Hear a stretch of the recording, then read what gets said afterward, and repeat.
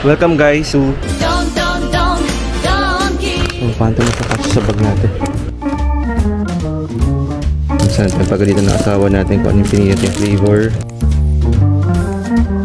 Dinala niyo yung asawa niya dito sa second floor. Minimum 10,000 yen. Grabe, nasa dalawang stante pa lang tayo pero ang dami natin nailagay. Ba't kaya yung mga nail cutter dito? Para siyang kotse. Iba-iba siya ng model. Itong Don Quijote na nakikita ninyo is located sa Asakusa. Pinakamalapit dito sa may hotel namin, no? I think this is a good location because maraming foreigner talaga na pinipili ang Asakusa. Kasi nga, nandito na lahat. Nandito na din yung mga food. Diba?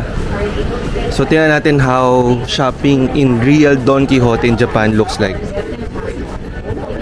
Sa entrance, no, meron ka makikita dito ng mga items na laging binibili doon ng mga foreigner. So, ito, meron din nakalagay sa ano nila, basket nila na second floor yung tax free.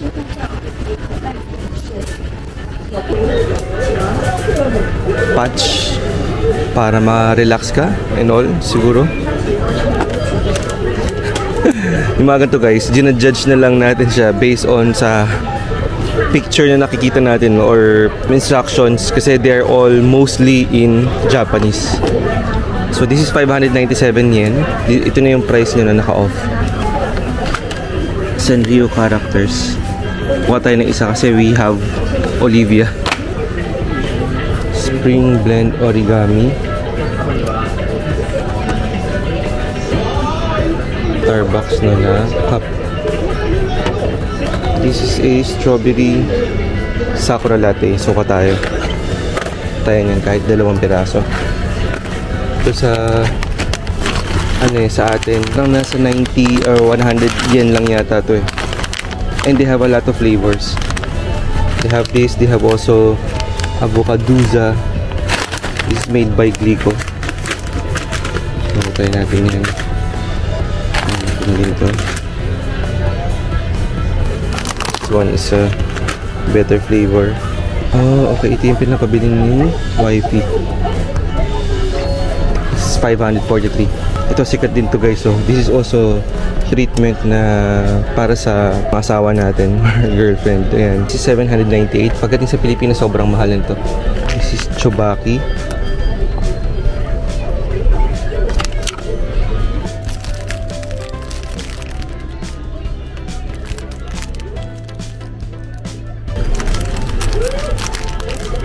Ito, B plus, B mix. Isa. Siguro sikat to na produkto. Anyways, kuha tayo ng isa. Pili natin yung flowery. Baka di mabango yung isa. Grabe, nasa dalawang stante pa lang tayo pero ang dami natin nailagay. Hindi pa tayo guys nakakakat sa taas niya na. Nakalagay most popular. This is only 698. Ito yung isa. Ito guys, sikat to. Ito yata yung ano, pang mumog na magiging color white na yung bibig mo. So, kuha din tayo. Ultra Air Miracle. Sobrang grabe yung ano, yung toothbrush na to. Feeling ko foam na yata yung nakakabit sa kanya. Sobrang lambot siguro nito sa bibig. Ano to? Boots Milk Body Multi-Balm. So, para saan siya?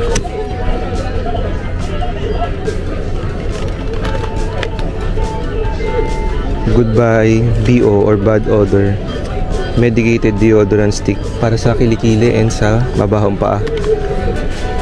Curious ako dito. Ano kaya ito? Kaya tayo nito isa.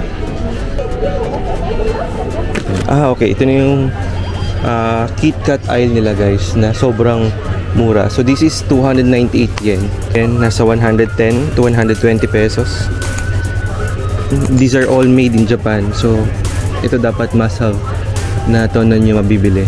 Ito guys, mura talaga to dito. Kasi sa labas nakita ko ano to eh, mahal to eh. 990 yen is 370 pesos, 350 pesos. Ito yung mga special nila na flavor. This is sake KitKat. And this is also sake KitKat pero peach flavor. Orange. Milk tea. Milk tea. They're all Meiji products. Ito din guys, so must have items din yun pag nandito kayo. Alfort. And anong kano ba yung price? 118. So mga nasa 30 pesos lang siya. 37. Ito guys, so cherry blossoms no na KitKat. So bili tayo niyan. Gummies. Super Mario gummies.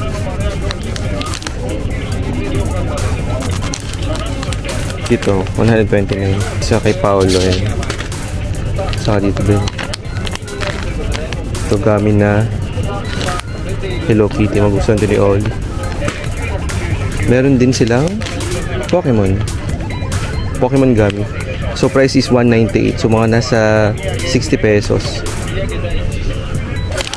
KitKat. So the same lang siya. Pero Sanrio. Ganda ng packaging. Para siyang papel. Price is 198. Haichu.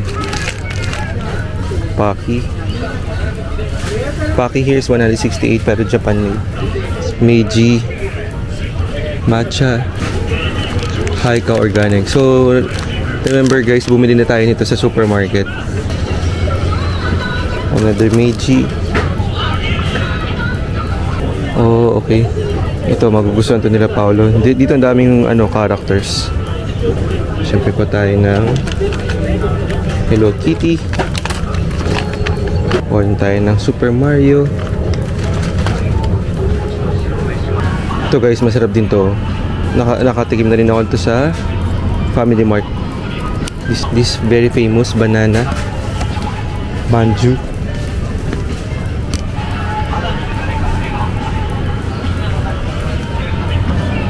So ito na yung makikita natin sa side na to bago tayo lumipat sa kabila. These are the drinks. Para wag tayo mag-uwi ng drinks kasi medyo mabigat. Yung strawberries na dito medyo namamahalan lang ako because this is 1,000 yen. Sa supermarket nila mga nasa 400 yen lang to eh. Diba remember bumili tayo niyan last time. Cheese dessert na iba't ibang flavor. Ito, this is rum.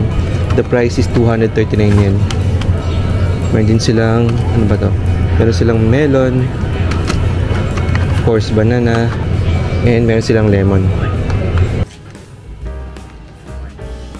Oh guys, price ng itlog 199. Isang dosena. Ay, sorry, 10 pieces pala.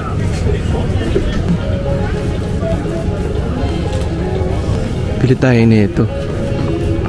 Matcha pancake. Ito, peanut butter. Only 218, so 60 pesos. Ito, ano kayang flavor to?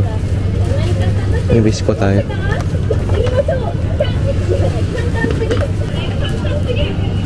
This is garlic. Ito, this is butter.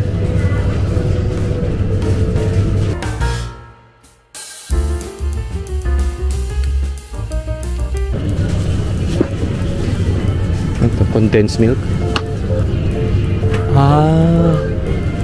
Para siyang yam. Purple yam. Daming dito kakaiba guys.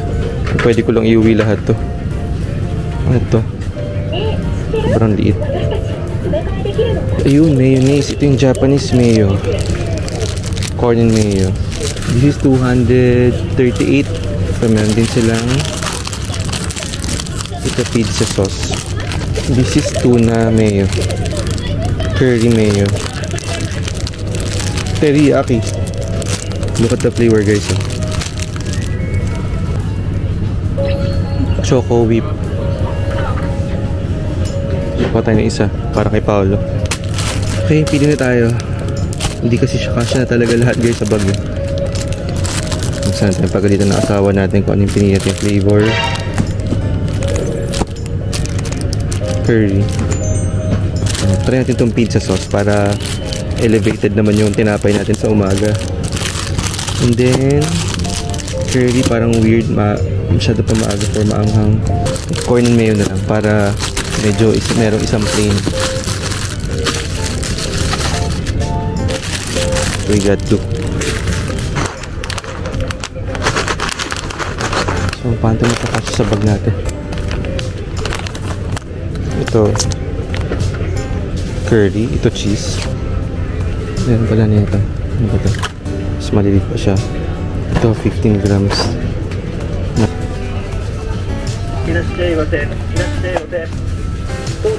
Siya yung mga ano guys, mga candies.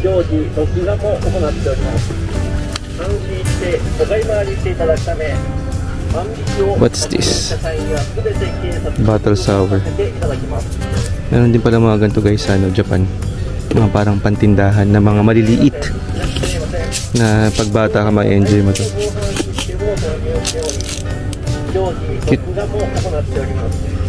Meron din silang mga ganito.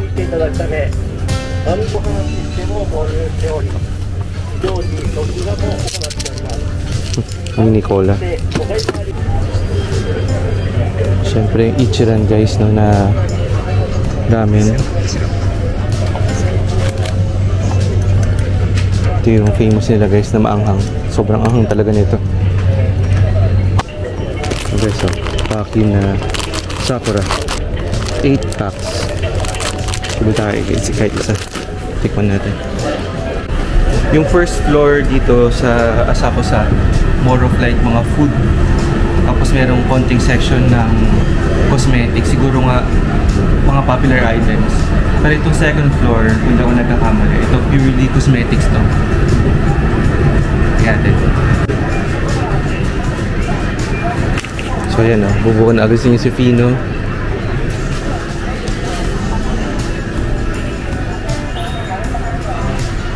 Pag dinala niyo asawa niya dito sa second floor ng Don Quijote na puro cosmetics, feeling ko minimum 10,000 yen.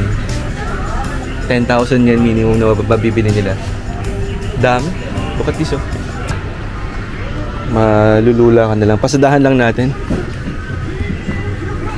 Ano yan? Ba't nagliliyab si Hello Kitty?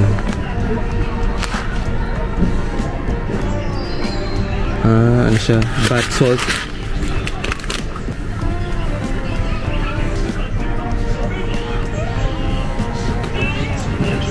Ito mga panlalaki.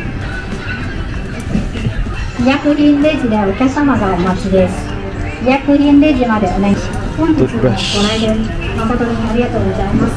業務連絡お願いします。薬品レジでお客様がお待ちです。 Toothbrush sa pambata. Ito ano, mouth spray, mint spray, lemon. Ito ano to? Flower, Sakura. Pati panlinis ng ano, salamin. Nakita natin to sa baba eh. Mga tayo itong B+. Mga DHA products.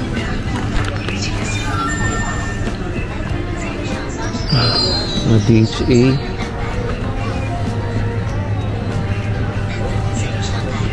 Nag-cutter na gawa sa Japan. Yung itsura nyo guys, oh, nasa gilid yung talim. At ano yung pinagkaiba ng black at saka ng silver?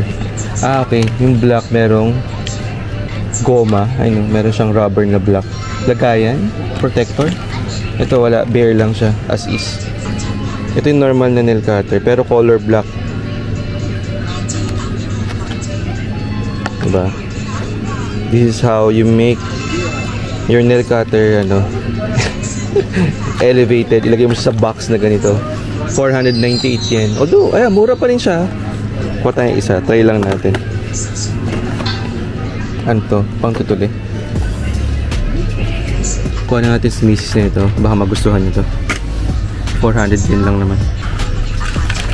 Ear cleaner. Wala siyang presyo, pero try natin kumuha ng isa. Nifty. Ano kaya to? Ano, Band-Aid. Kuha si Oli. Mahilig sa Band-Aid. Or Hello Kitty na lang. Yeah, Hello Kitty na lang po din natin, guys. Grabe naman nail cutter to, ang bigat. Pero yung looks niya, guys, no, sobrang ano, pang malakasan. 1,300. Grabe yung bigat, oh.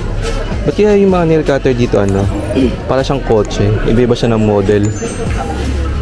Iba yung itsura niya ito. Price is also 1,300. Ito iba din, no? O, diba? 1,100. Ito, pang bata. Ito din, syempre, Hello Kitty.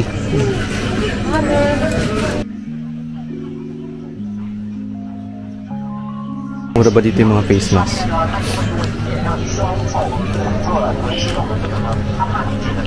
Ito yung sikat, guys, na face mask, eh. 650. Rice mask.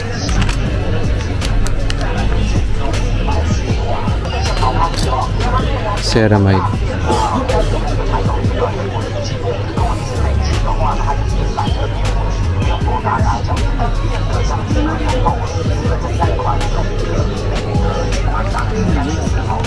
$700 yan.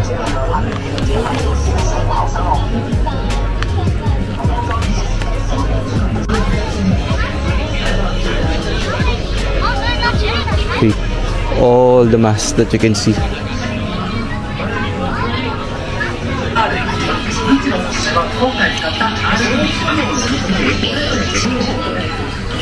Perfect whip. 3 piraso na siya. And this is 1,650. So yung tip natin dito sa may Don Quijote, dapat dala nyo lagi yung passport ninyo because yung mabibili ninyo, sayang din yung VAT or tax, VAT free or tax free no, ng mga items kung wala kayong passport. So make sure dala nyo to pag nag-shopping kayo or namili kayo ng mga pasalubong. Kung napansin nyo, guys, 1 week din tayo dito sa sa Japan. More than mga 7 days tayo dito sa Japan. And parang from time to time pupunta naman tayo dito sa may Don Quijote. Pero pag sobrang gabi, sobrang haba ng pila. So ito, guys, tingnan mo yung linya. Hanggang dun yun sa likod. Siguro mga pang 100 ka lagi pag bumibili ka. Pero ngayon, sobrang aga tayo pumunta kasi ang Don Quijote in all locations ay 24 hours. So sinamantala na natin to bago tayo mag-empake because today is our flight pabalik ng Manila. So bumili muna tayo ngayon and inagahan natin talaga mga around 7 AM para hindi tayo agad pipila. So right now, as you can see, tayo na yung next sa pila. Yung tip ko sa inyo, mag-shopping kayo dito, guys, ng maaga, yung wag gabi. Kasi 24 hours naman sila open. And mostly, yung mga items na replenish na rin. So better umaga.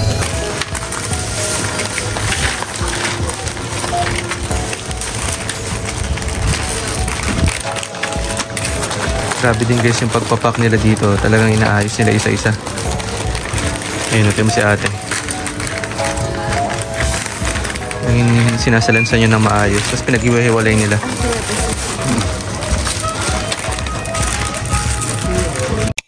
Yung next na pupuntahan naman natin is Sensoji Temple. Let's go!